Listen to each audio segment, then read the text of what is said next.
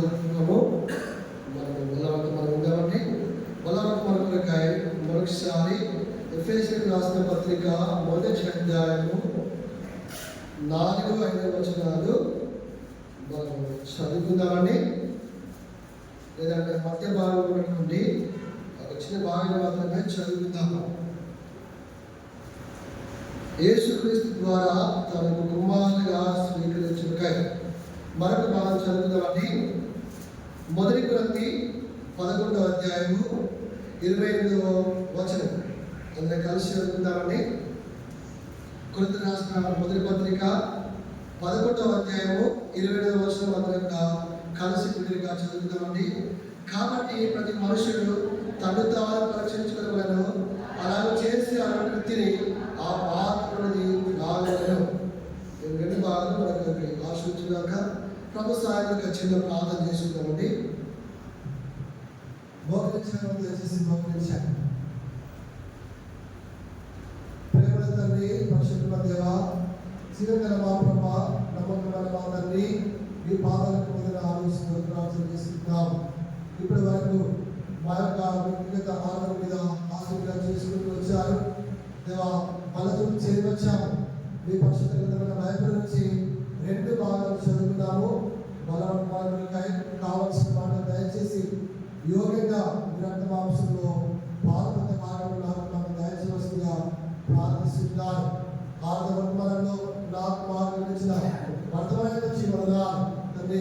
క్రీస్తు యేసు ద్వారా మీరు మమ్మల్ని కుమారునిగా స్వీకరించి వచ్చారు తండ్రి. మీరు స్వీకరించిన పూర్వము నేనైతే ప్రభా అపవాది పిల్లలుగా ఉంటూ తండ్రి అన్ని విధాలుగా నష్టపోతూ వచ్చారు. అబద్ధాలు చెప్తూ వచ్చారు. మాట ఎంతో మందిని సహాయపరిచి పాడైపోయి ఆ పత్రం వైపు అగాధం వైపు సమయంలో నా మీద జారిపడి దేవుని కుమారునిగా చేసిన మీ ధన్యత బట్టి మీ ప్రేమ బట్టి చూపిస్తున్నారు.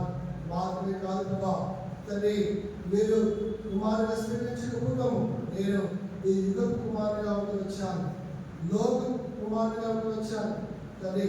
పాపం చేసిన వాడిగా ఉంటూ వచ్చాను అయ్యా, అంధకారంలో ఉంటూ వచ్చాను తండ్రి. ఆ 3 రకాల పాపాలు చేసి తండ్రి అన్ని విధంగా పాడైపోయి పతనమైపోయి ఎందుకు పనికిరాక తండ్రి అగాధం వైపు పరిగణిస్తున్న సమయంలో తండ్రి మీరు జారిపడి కృప చూపి మీ కుమారుని లోకానికి పంపి తన ద్వారా తండ్రి నన్ను అయా వెలుగు కుమారుగా మీరు స్వీకరించినటువంటి చూపిస్తున్నారు. వారిని కాదండి మృగప్పుడు దాసి కుమారుగా వచ్చారు. పాపం చేయవాడు పాపానికి దాసుగా 5 దాసత్వాన్ని చూపిస్తూ వచ్చారు. ఆ విధంగా తండ్రి పాడైపోయాను, భద్రమైన నన్ను తండ్రి వాగ్దానంగా చేసి అయా వ్యక్తిగత వాగ్దానం, కుటుంబ వాగ్దానం, సంఘ వాగ్దానం, సార్వత్రిక వాగ్దానం దయచేసి ప్రతిదినం కూడా బలపరుస్తూ నడిపిస్తున్నది బట్టి సూచిస్తున్నారు. మాత్రం కాదు ప్రభా, నరక పుత్రుడిగా ఉన్నాను అనే కాలాల ప్రభా యుగంగా ఉంటారా కానీ నన్ను నువ్వు ప్రేమించి నా గమ్యాన్ని నా స్థితిని మార్చి ప్రభా తండ్రి ఆ యొక్క పరలోక కుమారునిగా చేసిన మీ ప్రేమను బట్టి సూచిస్తున్నారు. ఇన్ని మేలు చేసిన ప్రభా తండ్రి నా యొక్క జీవితాంతము ఆరాధించిన అవసరం పుచ్చున్నారు. లేఖ బాధ్యపరుచుకున్నారు తండ్రి. ఇక్కడ కూర్చున్నటువంటి పరిశుద్ధ కంటే అన్ని విధాలుగా మీ యొక్క తరగలేని వారిని ప్రభా మీరు కడిగి తన జ్ఞాపకం నింపి నాకు సహాయం చేయాలి. కావాల్సిన దయచిన యోగులుగా మీ రక్తమాంసం పాల్గొన్న వాటిని నాకు దయచేయవచ్చు. యేసునామములో ప్రార్థన చేస్తున్నారు తండ్రి, ఆమేన్.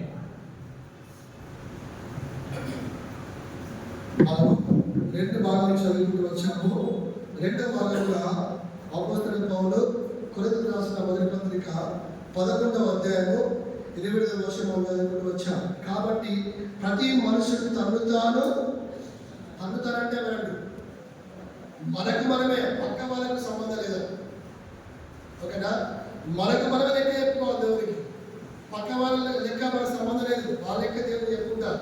కాబట్టి ప్రతి ఆదివారం కూడా మనకు మనం ఏం చేసుకోవాలా? పరీక్షించుకోవాలా. పోయినటువంటి ఆదివారం నుంచి ఆదివారం వరకు ఏ పనులు ఎక్కడికి వెళ్ళామో, ఎక్కడ తిరిగామో, ఏం చేశామో అది మనకు తెలుసు, దేవుడికి తెలుసు. ఏ విషయంలో పడిపోయామో, క్రియల్లో పడిపోయామా, మాటల్లో పడిపోయామా, ప్రవర్తనలో పడిపోయామా, రహస్యంగా చేసామా, లేక బహిరంగంగా చేసామా, అది మనకు తెలుసు, దేవుడు తెలుసు. కాబట్టి మన మానవులను పడిపోయే వారిగా ఉంచాం, కానీ ఆ బల దగ్గర ప్రతి పాపాన్ని ఒప్పుకొని విడిచిపెడితే కనికరం పొందుకునే వారిని ఉంచాం. ఎవరికి లే కదా, నో ప్రాబ్లంలే, మనము ఆ బలలో పాల్గొనవచ్చులే అని తెగించి ఆ బలలో రక్తమాంసంలో పాల్గొంటే నష్టపోయే వారిగా ఉంచాం. మనము పరీక్షించుకోకుండా, సరి చేసుకోకుండా మనము ప్రభు యొక్క రక్తమాంసంలో పాల్గొంటే 5 రకాల నష్టాలు ఉంటాయి. మొట్టమొదటిగా అపరాధులుగా చేయబడతాం. ఇంతకాలం మనం చేసిన భక్తి, ఇంతకాలం మనము ఆ దేవుని నమ్ముకొని అపరాధులుగా చేయబడితే ఎక్కడికి పోతామండి? నరకానికి. అపరాధులు పాపం మనం. రెండవదిగా బలహీనులుగా చేయబడతాం, అంటే ఆత్మీయంగా బలిగా అయిపోతాం. ఆ పాపాలు ఒప్పుకోకుండా, పరీక్షించుకోకుండా ప్రభు యొక్క రక్తమాంసంలో తెగించి మనకు ఒకవేళ పాల్గొంటే బలహీనులుగా అవుతాం ఆత్మీయంగా. మూడవదిగా రోగులుగా అవుతామండి. నాలుగవదిగా మరణిస్తాం. ఐదవదిగా తీర్పుతాం. కానీ ఒకవేళ మనము వాక్యంలో సరి చేసుకొని, పరీక్షించుకొని యోగ్యంగా పాల్గొంటే మరి ఎన్నో పెరిగినాయి. కాబట్టి పరిశుద్ధ గ్రంథంలో నా రక్తం తాగి నా శరీరం తినవాడే నిత్య జీవం గలవాడు, నేను వచ్చినప్పుడు అంత్యకాలంలో వాడిని. ఒకవేళ మనము అయోగ్యంగా పాల్గొంటే ప్రభు వచ్చినప్పుడు నిత్య జీవితాన్ని కూడా కొనుక్కుంటాము, ఎత్తబడము కానీ నరకానికి వెళ్ళిపోయే వాళ్ళు ఉంచారు. చూద్దామండి, మొదటి భాగాన్ని మనము ధ్యానించుకుందాము. అపోస్తలుడైన పౌలు ఎఫెసీయులకు రాసిన పత్రిక 1వ అధ్యాయము 4, 5, 6 వచనాల మధ్య భాగంలో యేసుక్రీస్తు ద్వారా తన కుమారునిగా స్వీకరించుటకై. కాబట్టి దేవుడు మనకు 5 కుమారులను మనకి ఇచ్చాడు. కుమారులుగా మనకు స్వీకరించబడ్డాం, కుమారులుగా చేయబడ్డాం. కాబట్టి కుమారులుగా కుమార్తెలుగా, దేవుని కుమారులుగా కుమార్తెలుగా చేయబడినటువంటి మనము ఎలాంటి లక్షణాలు కలిగి ఉండాలో కొన్ని చూసుకొని మనము పాల్గొనే వారిని ఉంచాం. దేవుడు నిన్ను ఆయన కుమారునిగా కుమార్తెగా స్వీకరించుకున్నాడు, చేసుకున్నాడు, ఏర్పాటు చేసుకున్నాడు. కాబట్టి లోకంలో మనము కుమారులుగా కుమార్తెలుగా ఎలాంటి లక్షణాలు కలిగి ఉండాలో కొన్ని చూసుకుందాం. మొట్టమొదటిగా చూద్దామండి, గలతీయులకు రాసిన పత్రిక 3వ అధ్యాయము 26వ వచనం అండి. వచనం వచ్చేసి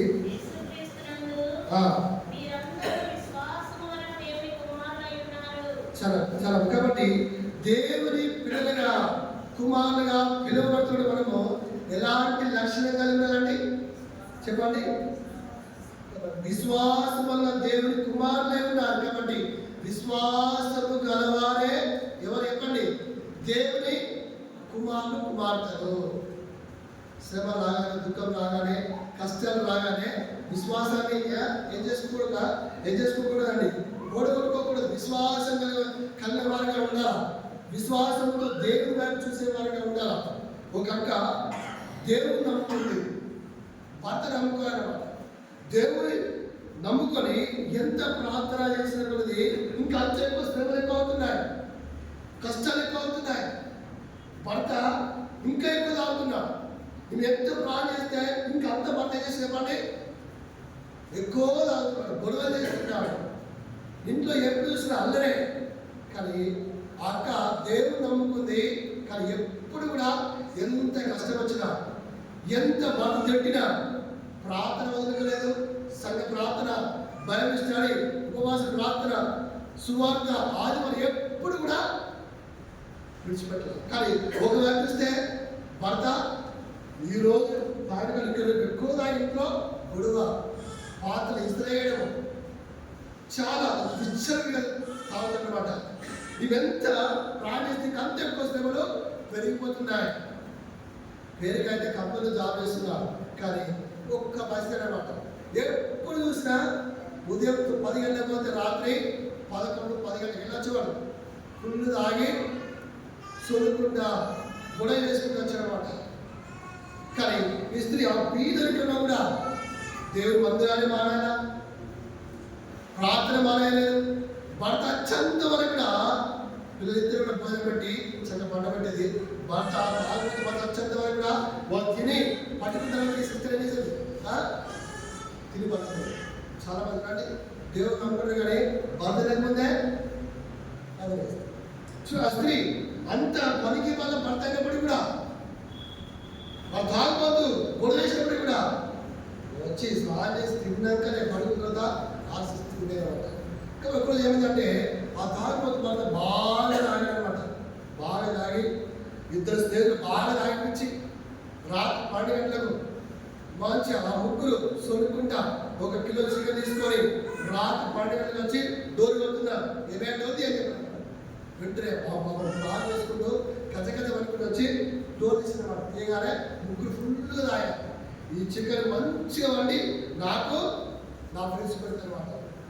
మరి మా సిస్టర్ ఏం చేయాలి? 12 గంటలకు అప్పటికప్పుడు వేడిగా అన్నం వండి మంచి కర్రీ ప్రిపేర్ చేసి ఆ ముగ్గురికి పెడతారు. చక్కగా తిని పడుకున్నారు. ఉదయం వాళ్ళు లేవక ముందే ముగ్గురు వేలు కాబెట్టింది అనమాట. వేలు కాబెట్టింది. చక్కగా దోశల పిండి ప్రిపేర్ చేసింది. చక్కగా వేడి దోశలు అడిగేసి అనమాట. వాళ్ళు ముగ్గురు స్నానం చేసి చక్కగా డైనింగ్ హాల్కి వచ్చి కూర్చోగానే ఆ సిస్టర్ మంచిగా ముగ్గురికి బ్రేక్ఫాస్ట్ పట్టించారు అనమాట. తిన్నారు. తిన్న తర్వాత ముగ్గురు టీ ఇచ్చిందనమాట. టీ చేయగానే ఇద్దరు స్నేహితులు ఆ భర్త ఇద్దరు తాగుబోతు స్నేహితులు ఇద్దరు కూడా టీ తాగుతూ ఏడుస్తున్నారు అనమాట. ఎందుకు ఏడుస్తున్నారు? ఎందుకు ఏడుస్తున్నారు చెప్పండి. బాబు మీ భార్య ఎంత మంచిది అంటే మీరు చెప్పలేము.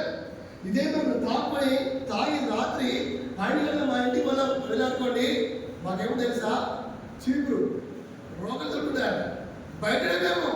కానీ మీ భార్య రాత్రి చక్కగా అన్నం పెట్టి వేడి అన్నం పెట్టి వచ్చింది. ఉదయకాలం మాకు వేడి నీళ్ళు, మంచి బ్రేక్ఫాస్ట్, టీ. ఆ ఫ్రెండ్స్తో చెప్పగానే ఏం లేదు వేసినప్పుడు చచ్చిపోతుంది ప్లాన్ చేసుకుని. అందుకే ఏమన్నా కుక్కలా ఉంటారు అన్నమాట.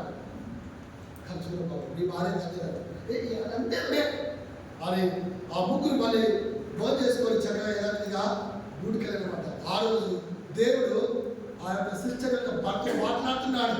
నువ్వు దేవుడు నమ్మకం, నీ భార్య ఎంత గొప్పదో నీకు తెలుసని అనగానే దేవుడు రోజంతా మాట్లాడుతూ వచ్చారనమాట. పని చేస్తున్న సమయంలో దేవుడు మాట్లాడారు. ఆ రోజు కాకుండా చక్కగా పెద్దల కాలనే 5 గంటలకు చక్కగా ఇంటికి వచ్చారనమాట. ఇంటికి రాగానే ఈరోజు మంగళవారం కదా, నేను కూడా ఇంటికి వస్తాను ప్రార్థనగా సంఘ ప్రార్థన వస్తాను. భార్య ఉన్నటువంటి సంతోషము చెప్పాను. కాబట్టి రెడీ అయ్యారు. భార్య పిల్లలు ఏం లేదు, సైకిల్ ఉన్నాయన్నమాట, నడుచుకుంటూ పోవాలి. భార్య భర్తకు బైబిల్, భార్య బైబిల్, పిల్లలు చక్కగా ముగ్గురు మందిరానికి వెళ్ళగానే సేపుడు భయం అయిపోతుంది. ఎందుకంటే చాలాసార్లు ఆ సిస్టర్ మందిరానికి వస్తే భర్త సేపుడు తిట్టేసాడు అనమాట. ఏమైపోతుందో అని అనుకుంటా సంఘ ప్రార్థన వాక్యం చెప్పాడు. ప్రార్థన అయిపోయింది. సేపుడు భయం అయిపోతుంది అనమాట. ప్రార్థన అయిపోయింది. శివుడు ఆశలు వచ్చేసి రాగానే ఆ శిశులు వచ్చి సంతోషంగా అయ్యగారు నా భర్త దేవుడు నమ్ముకున్నాడు అనగానే మాస్టర్ కొంచెము ఎవరికి వచ్చింది వెంటనే వెంటనే ఆ భర్తకు భార్య పిల్లలు ప్రార్థన చేశాడు. ఒకరోజు పక్కన బాబు తీసుకోవడం చక్కగా బాబు తీసుకొని 6 రోజుల నుంచి తాగుడు మానేశాడు. ఆ తిరిగిపోతున్న స్నేహం మానేశాడు. చక్కగా హ్యాపీగా పని చేసుకొని ఇంటికి రావడం, చక్కగా ఇల్లు మారిపోయింది. పిల్లలు చక్కగా చదువుకుంటున్నారు. అన్ని వస్తువులు ఒకటి చూడండి. ఆ విధంగా భర్త మార్చబడి కారణం ఏంటంటే ఆ సిస్టర్లో ఉన్నటువంటి విశ్వాసమే. మనం అనుకుంటాం మరి ప్రార్థన చేయాలని దేవుడు మనలోకి ఏం రావాలా? కనక వర్షం ఉంచాలి, పంపించాలా? లేదండి, దేవుడు పరీక్షిస్తారు. కాబట్టి విశ్వాసం ద్వారా భర్తను సంపాదించుకుందే అదే కూడా ఆ కుటుంబాన్ని చూసి ఆశ్చర్యపోతూ వచ్చి తాగిపోతాడు. ఒక నేర్పిస్తే భార్య కొట్టాడు. వీడు ఎంత చక్కగా హ్యాపీ మందిరానికి వెళ్తున్నాడని అందరూ చెప్పుకున్నాడు. కారణంగా విశ్వాసం ద్వారా ఆ స్త్రీ తన భర్తను సంపాదించుకుంది. కాబట్టి అనుకుంటా మన పిల్లలు మాట్లాడలా మాకు ఎప్పుడు ఇష్టమలే ఈ కష్టాలే అని ఇలా ఉంది. మనకి విశ్వాసము. దేవుడు నన్ను ఆయన స్వరక్తమిచ్చి ఆయన కుమారుగా స్వీకరించుకున్నారు. కుమారులకున్నటువంటి కుమార్తెలకున్నటువంటి మొదటి లక్షణం ఏం చెప్పండి? విశ్వాసం. చూడండి, పీటర్ గారు ఇన్ని సంఘాలు కట్టారు.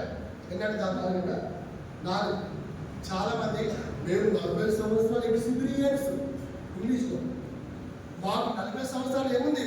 అనుభవం ఉంది. ఒక్క బ్రాంచ్ అట్లా, ఒక్క సేవ అట్లా 6 సంవత్సరాలు 23 సంవత్సరాలు మీకు డబ్బులు ఒక్క దగ్గర ఏం చేయాలా?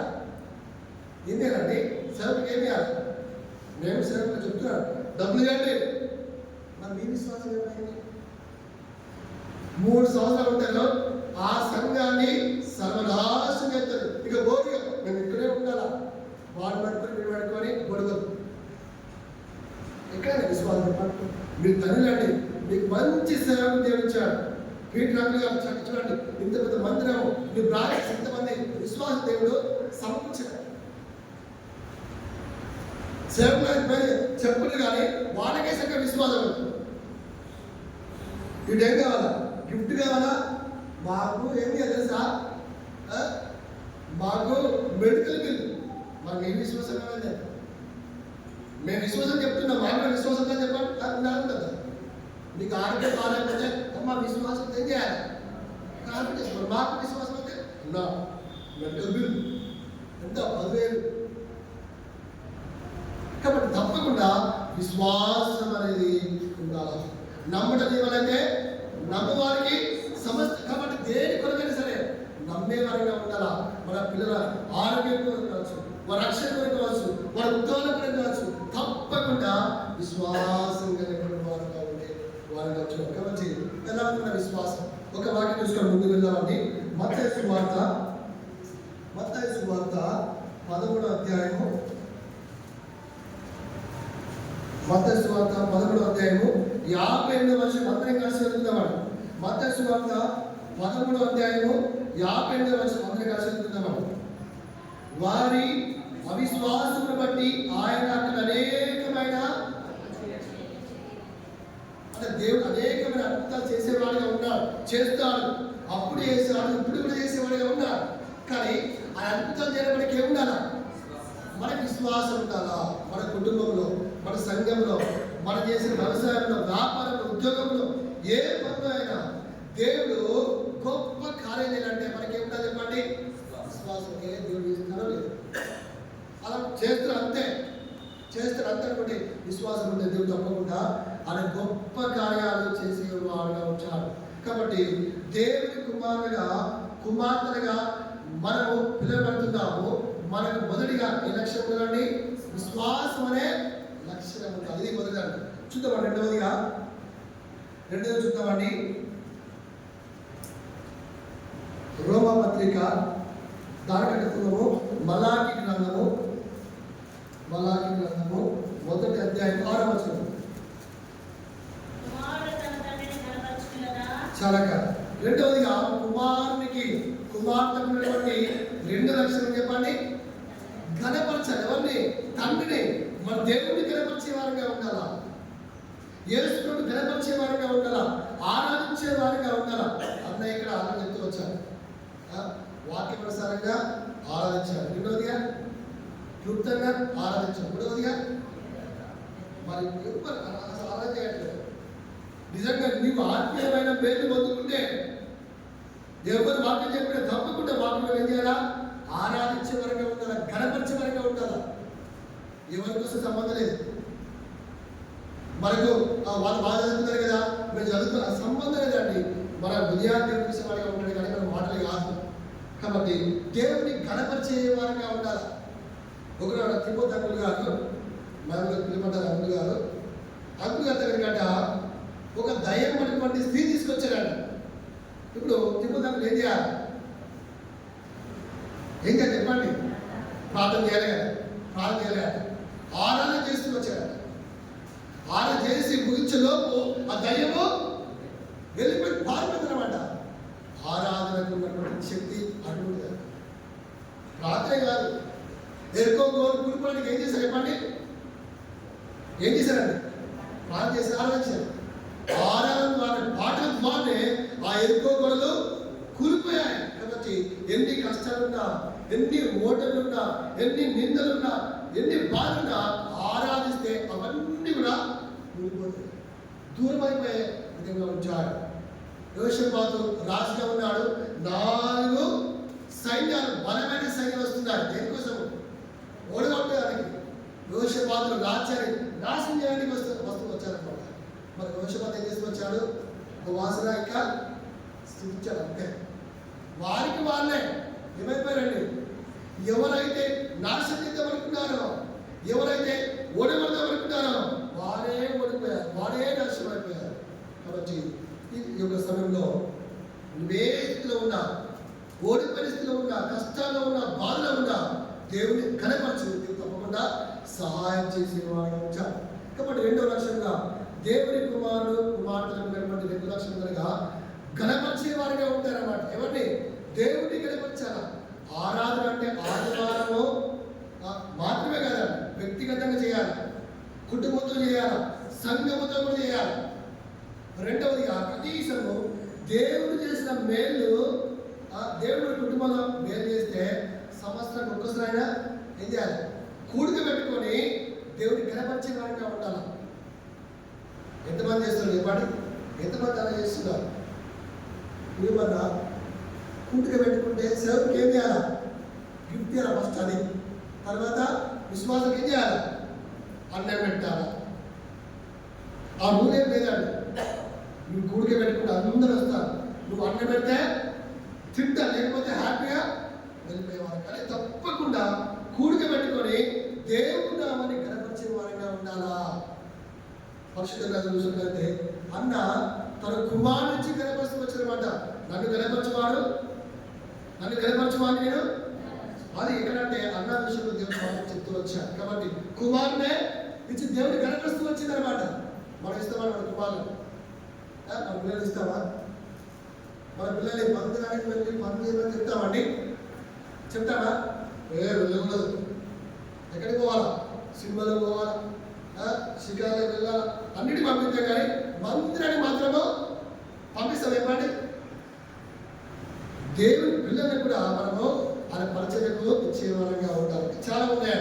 ఇది రెండవది. కాబట్టి మొట్టమొదటిగా దేవుని కుమారులకు కుమార్తెలకు ఉన్నటువంటి లక్షణము విశ్వాసము కలిగి ఉండాలా.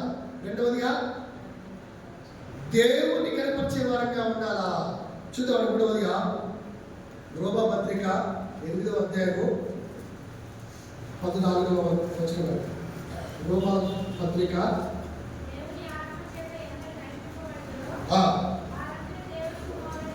చాలా బాగుంది. మూడవదిగా దేవుని కుమారులకు కుమార్తెలకు ఉన్నటువంటి 3 లక్షణాలు ఏంటి చెప్పండి? ఆత్మ చేత నడిపించబడాలా కదండి. మనం ఎప్పుడైతే యేసుప్రభువుని నమ్ముకొని బాప్తిసం తీసుకుంటామో మనకి ఏమొస్తుందండి? ఏ ఆత్మ వస్తుంది? పరిశుద్ధాత్మ దేవుడు వస్తాడనమాట. ఎప్పుడైతే సౌలు పాపం చేసి వచ్చాడో మరి పరిశుద్ధాత్మ వెళ్ళిపోయి ఏమాత్మ వచ్చింది? దురాత్మ వచ్చింది అనమాట. అందుకే దురాత్మ వచ్చింది కాబట్టి దావీదు మీద విషపు చూపు చూసేవాడిగా ఉంటూ వచ్చాడు. దావీదుని చంపుదామని ప్రయత్నం చేస్తూ వచ్చాడు. కాబట్టి దేవుడు నమ్ముకున్న తర్వాత మనం దేవుని ఆత్మ చేత నడిపించబడకపోతే ఈ ఆత్మ చేత నడిపించబడతాం. సాధారణ ఆత్మ చేత నడిపించబడతాం అనమాట. అబద్ధాలు చెప్పేవారుగా ఉంటాం, నష్టం చేసేవారుగా ఉంటాం, కీడు చేసేవారుగా ఉంటాం. ఒకసారి ఆలోచన చేసుకోవాలా? ఏ ఆత్మ చేత మనం నడిపించబడుతున్నాం? అబద్ధాలు చెప్తున్నామంటే ఏ ఆత్మ అంటూ? దురాత్మనే. లంచాలు తీసుకున్నామంటే దురాత్మనే. లంచాలు ఇస్తున్నామంటే దురాత్మనే. వీళ్ళ నుంచి వాళ్ళ నుంచి కానుకొని మాట చెప్తున్నామంటే ఏ ఆత్మ? దురాత్మ. వాళ్ళకి వీళ్ళకి మనం విరుద్ధంగా మాట్లాడుతున్నామంటే దురాత్మ. ఏ ఆత్మ ఉందో ఈ మధ్యాహ్నకాల సమయము వాళ్ళ దగ్గర మనము పరిశీలన చేసుకుని వాళ్ళు కూర్చున్నాం. ఇది మూడవది. మొదటిగా విశ్వాసమైన లక్షణం కలిగి ఉండాలా. రెండవదిగా దేవుని గణపరిచే లక్షణం కలిగి ఉండాలా. మూడవదిగా దేవుని ఆత్మ చేత నడిపించే వారుగా ఉండాలి. చూద్దాం. నాలుగవదిగా మత్తయి సువార్త 5వ అధ్యాయము 9వ వచనం అనుకుంటండి.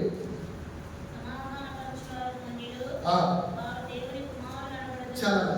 ఐదవదిగా దేవుని కుమారులుగా పిలువబడుతున్న నీవు నేను ఎలాంటి లక్ష్యం కలిగి చెప్పండి? సమాధానమైన లక్ష్యం కలిగి ఉండాలా? సమాధానం పరచాలి. మన సమాధానం పరుస్తున్నావా లేక విడగొడుతున్నావా ఆలోచన చేసుకోవాలి కదండి. కుటుంబంలో భార్య భర్త ఇద్దరు ఎలా ఉండాలండి? సమాధానం కలిగి ఉండాలి. కొన్నిసార్లు వస్తాయి, ఏమొస్తాయి? ఏ కుటుంబం పర్ఫెక్ట్ కాదు, తప్పకుండా కొన్నిసార్లు గొడవలు వస్తాయి. ఆయన ఏం చేయాలా? సమాధాన పడాలి. సంఘంలో సమాజంలో తప్పకుండా సమాధానం కలిగి ఉండి ఆ పనిలో పాల్గొనే వారిగా ఉండాలని. ఒక బ్రదర్ తన భార్యను ఒక మాట, చిన్న మాట అన్నాడు. అనగానే భార్య భర్తను తిట్టేసి బట్టలు పట్టుకొని వెళ్ళిపోయింది. తల్లి గారింటికి వెళ్ళిపోతారు వాడు. ఇప్పుడు చూడండి, చాలా మంది భర్తలు భార్యను తిట్టని భయపడుతున్నారు. ఎందుకండి? ఫ్రీ బస్ అండి, అప్పుడే డబ్బులు ఇవ్వాలి. ఫ్రీ బస్ ఏమన్నా వెళ్ళిపోతున్నారు. కాబట్టి ఆ భర్త ఒక్క మాట ఉన్నందుకే భర్త తిట్టేసి వెళ్ళిపోయిన తర్వాత సంతోష ప్రజలు మందిరానికి వచ్చారు. మందిరం రాగానే వాక్యం చెప్పారు. ఎవరికైనా సమాధానం ఉందో వారు మాత్రం ఏం చేయాలి? ఆ ప్రజలు వాళ్ళు పొందలేనమాట. మరి వర్షం అయిపోయిన తర్వాత సేవకు అడిగిన ప్రజలు ఎందుకు వాళ్ళు పాల్గొనంటే, నాకు సిస్టర్కి ఏం లేదు, సమాధానం లేదు, ఏమైంది, గొడవైంది, సిస్టర్ వెళ్ళిపోయింది. నీవు తప్పకుండా మీ భార్యతో సమాధానం పడితేనే వాళ్ళలో పాల్పొందాలంటే వెంటనే మనమైతే పోతమని నేను ఉంటాను.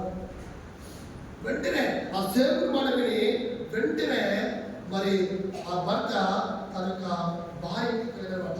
వెళ్ళి అమ్మ ఆయనకి తలపట్టుగానే వీటి తలపేసి భర్త ముందు చూసి తిట్టి కాటికి ఇచ్చి ఉంచుతారన్నమాట. భర్త ఏమన్నా తుడుచుకొని ఇంటికి వచ్చేసారు. సేవకుడు కలిసారు. ఏమైంది? భార్య సమాధానం పడట్లా. ప్రార్థన చేసుకో, ఆయన పాల్పొందదు. అలా వాసన కలిసిపోతున్నాయి. ఒకరోజు అనుకోకుండా భార్యకు తెలియకుండా భర్త పెళ్ళిపోయాడు, భర్తకు తెలియకుండా భార్య పెళ్లి కాదు, ఒకే పెళ్లికి వచ్చారన్నమాట. ఆ భర్త భర్తలో కూర్చున్నాడు. భర్త కలిసి కాదు, టెంట్ మీద కూర్చున్నాడు. భార్య సర్వింగ్ చేస్తున్నాడు, కింద కూర్చున్నాడు. భార్య సర్వింగ్ చేయాలని భర్త చూశాడు. చూసి అందరిని వేసుకుంటా వడ్డేసుకుంటూ వస్తుంది. భర్త దగ్గర రాగానే వెంటనే భర్త చేసి చెప్పండి, రెండు కాలు పట్టుకొని అమ్మ క్షమించమని అనగానే వెంటనే భార్య చెప్పండి క్షమించడం. ఆ రోజు నుంచి ఎప్పుడు కూడా ఆ భార్య భర్త కూడా ఉండవలేదు. కాబట్టి తప్పకుండా ఎవరితో మనం గొడవ ఏం చేయాలి? వెళ్ళి సమాధానం పడాలి. మన కుటుంబంలో కావచ్చు, సంఘంలో కావచ్చు, చాలా మంది బయట పక్కన పెట్టండి, సంఘంలోనే సమాధానం ఉండకుండా ఏం చేస్తారండి చాలా మంది. అది నష్టం. అది మన శాపాన్ని తెచ్చుకునే వారిగా ఉంటాం. తప్పకుండా సమాధానం పొందుకునే వారిగా ఉండాలా. కాబట్టి ఒకప్పుడు దేవుడు మనకి ఏం చెప్పండి, సమాధానం లేదు. కానీ దేవుడు యొక్క మరణం ద్వారా నీకు నాకు తండ్రి దేవుడితో సమాధానం ఇచ్చాడు. మనం కూడా క్రైస్తవులు అంటే సమాధానం కలిగిన వారిగా ఉండాలా, సమాధానం పరిచే వారిగా ఉండాలా. ఒక అక్క అదే గొడవ జరుగుతుంది, మనం ఏం చేయాలండి? సమాధానం పరచాలా, విడిగొట్టాలా? అలా విడగొట్టే వారే ఉంటాం. ఒక అన్న ఇద్దరికి గొడవ ఏం చేయాలా? చాలా సేవకులు కలిసి ఉన్నా తప్పే, కలిసి ఉంటే బాధే, వాళ్ళు విడిగొట్టి రాలేదన్నమాట. నిజంగా సమాధానం లేకపోతే మనము ఆ వల్ల పాల్గొంటే నష్టపోయే వాళ్ళు చక్కలా ఉంటాం. మనకు సమాధానం ఉందా? దేవుడితో సమాధానం, కుటుంబంలో సమాధానం, సంఘంలో సమాధానం ఉందా లేదా ఒక్కసారి పరిశీలన చేసుకొని మనము మనం పాల్గొనే వారికి వచ్చిన ఇది ఉన్నదండి. మొదటిగా కుమారులకు కుమార్తెలకు ఉండే విశ్వాసం. రెండవదిగా కనపరచాలా. మూడవదిగా ఆత్మ చెందులు అర్పించాలా. నాలుగవదిగా సమాధానం కలిగి ఉండాలా. చూద్దామండి. ఐదవదిగా మత్తయి సువార్త 5వ అధ్యాయము, మత్తయి సువార్త 5వ అధ్యాయం అండి 44వ వచనం మనం దయచేసి.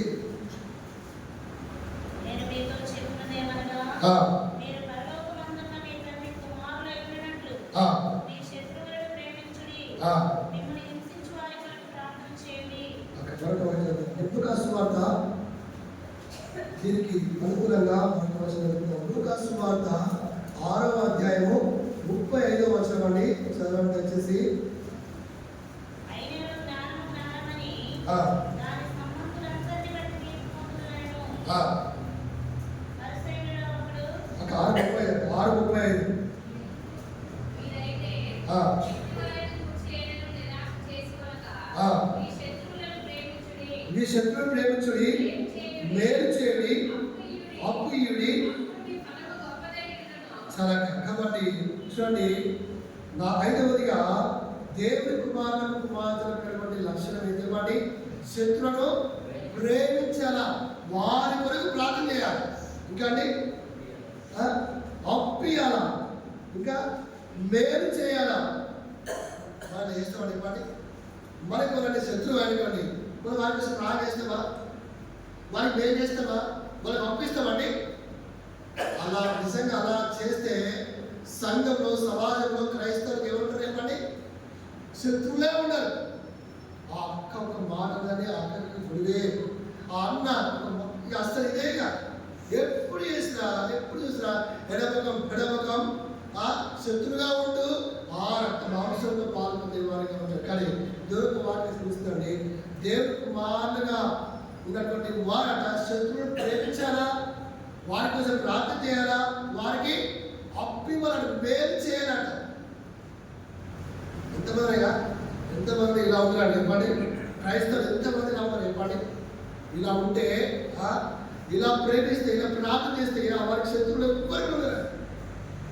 మనకి మన శత్రువులు అనుకోండి, ఒకసారి వాళ్ళతో మాట్లాడమనుకోండి, దాదాపుగా 99% ఏమైనా చెప్పండి, వారి మీద ఉన్న కోపము ఏమైందండి. వాళ్ళకి సపోజ్ నాకు మన చదువు నేను మాట్లాడాను అనుకోండి, కోపం ఏమైపోతుంది, పోతుంది. మరొకసారి కలిసి సాధన చేసుకోండి, ఉన్నదంతా కానీ మనం ఏం చేయాలి, మాట్లాడలేవుగా. కాబట్టి ఇది 5వ లక్షణము. కాబట్టి శత్రువును ప్రేమించే వారుగా ఉండాలా. పీటర్ అంకుల్ గారు ఎంత మంచివారంటే, నేను ఇక్కడ కొత్త కాలంలో వచ్చాను, ఈ సంఘంలో నుంచి విడిపోయినటువంటి ఒక పాస్టర్ కలిశారు. వాళ్ళు చక్కగా ప్రేమతో మాట్లాడుతున్నారు అంకులు.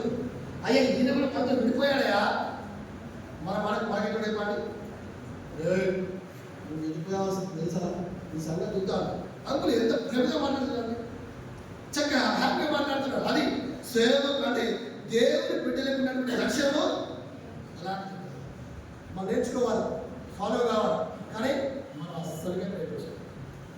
నేను చూశానండి, అంకులతో ఉండి చూస్తూ వచ్చాను. నేను ఉన్నది కొంతకాలం కానీ శత్రువులు ప్రేమిస్తూ వచ్చానమాట. మనం ప్రేమిస్తామండి, మనకు వాళ్ళు ఏం చేయకపోయినా ఏదో మాట జీవితాంతము ఇక అదే పగ. నన్ను అయితే చాలా ఈ బ్రదర్ని పోలీస్ స్టేషన్కి ఇద్దాం అన్ని ఎంతమంది మరి ఇంకెవరు ఎవరి అట్లా ఏం చేసి చెప్పరు. మన మాట్లాడితే వాళ్ళు మాట్లాడగానే భయపడిపోతారు అనమాట, చాలా బాధిస్తారు అనమాట.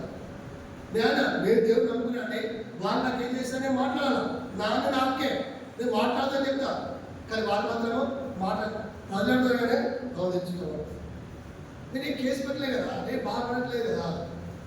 చాలా మంది సేవకులు కూడా అండి ఒకరంటే ఒకరు గుడ పెట్టించి వాళ్ళ శత్రువుగా లేకపోతున్నారు. మన మీద నిజంగా అండి చాలా మంది ఇక్కడికి రారు.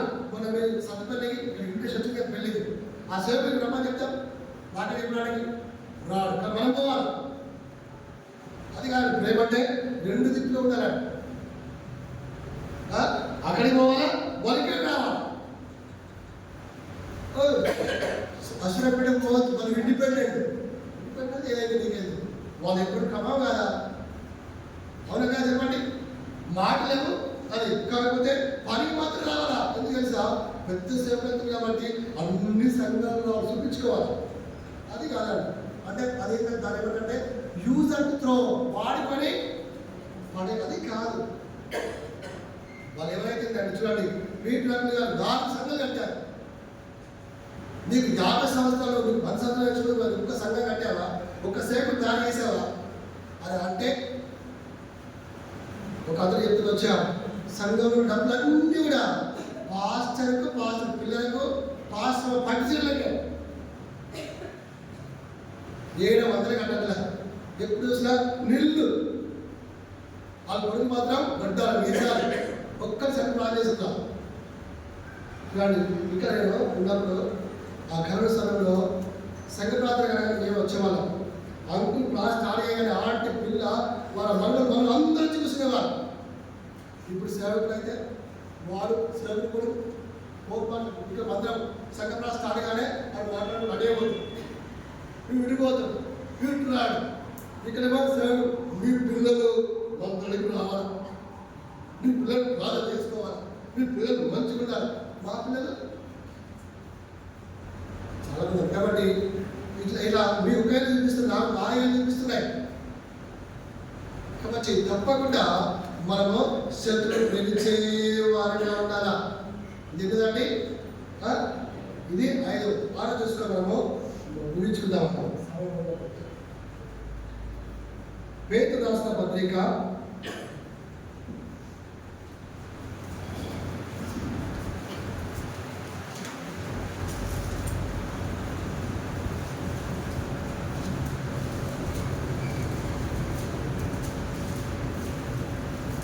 4 శివుడిగా చూసుకుందామండి. అపోస్తలుల పౌలు ఫిలిప్పీయులకు రాసిన పత్రిక 2వ అధ్యాయము 14-15 అనుకుంటా. ఫిలిప్పీ పత్రిక 2వ అధ్యాయము 14-15 అనుకుంటా.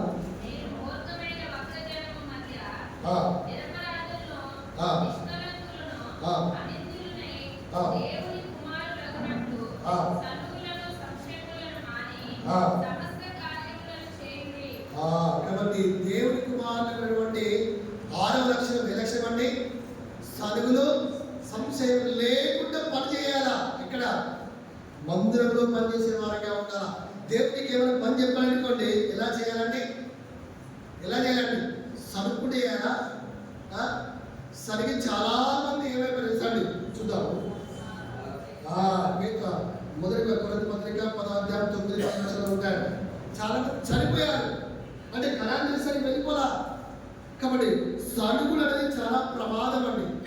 అది పరలోకానికి వెళ్ళకుండా చేస్తుంది, అది ఆత్మీయంగా చంపివేస్తుంది. సనుగులు ఉండకూడదు, కుటుంబంలో సనుగులు ఉండకూడదు, సంఘంలో కూడా సనుగులు ఉండకూడదు. భార్య ఎప్పుడు సరగకూడదు, భర్త ఎప్పుడు కూడా సరగకూడదు, పిల్లలు ఎప్పుడు కూడా సరగతాడు. చాలా ప్రమాదకరమైన పాపము.